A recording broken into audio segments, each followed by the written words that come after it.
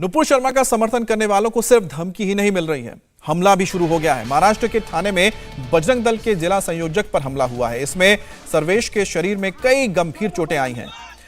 उन पर यह हमला 1 जुलाई को किया गया, लेकिन पुलिस ने अभी तक कोई कार्रवाई नहीं की।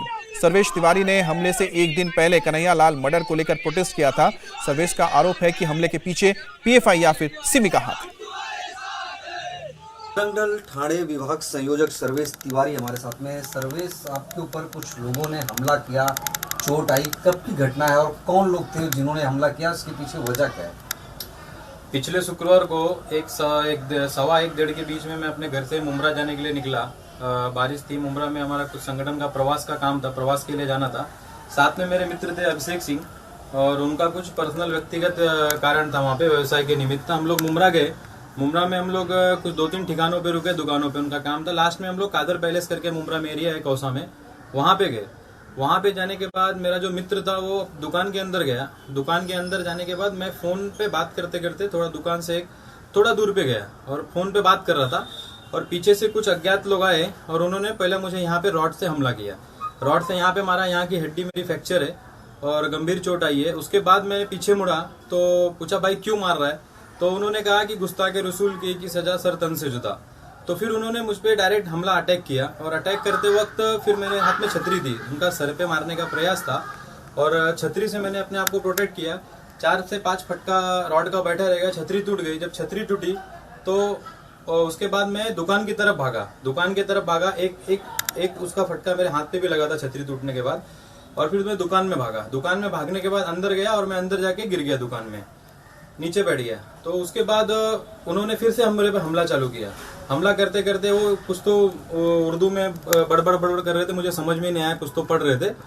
इतना उर्दू उनको तो समझ में आती नहीं है, तो एग्जैक्टली बता नहीं सकता क्या बोल रहे थे। तो फिर मेरे दोस्त ने मुझे बचाने के लिए आगे आया। जब मेरा मित्र आगे आया तो उन्होंने फिर मुझे छोड़ के उसके ऊपर हमला करना चालू कर दिया और कुछ दुकान में कुछ चीजें थी वो टूटी और फिर दुकान वाले ने फिर विरोध किया और आजू बाजू के जब लोग जमा हुए तो वो लोग निकल के वहां से भाग गए।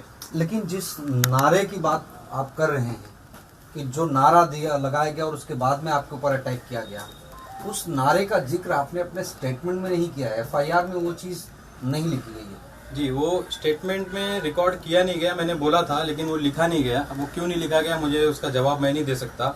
और पिछले एक दिन, जिस दिन हमला हुआ शुक्रवार को, गुरुवार को जो उदयपुर में जो कन्हैया कुमार की जो घटना हुई थी, उनका गला काट दिया गया था। दर्जी जो कन्हैया कुमार थे उनको भी इसी तहत मारा गया था और मारने के बाद हमने कलवा में, खारेगांव में उनका प्रोटेस्ट लिया था। श्रद्धांजलि सभा और शोक सभा थी हमारी, एक आंदोलन का स्वरूप था।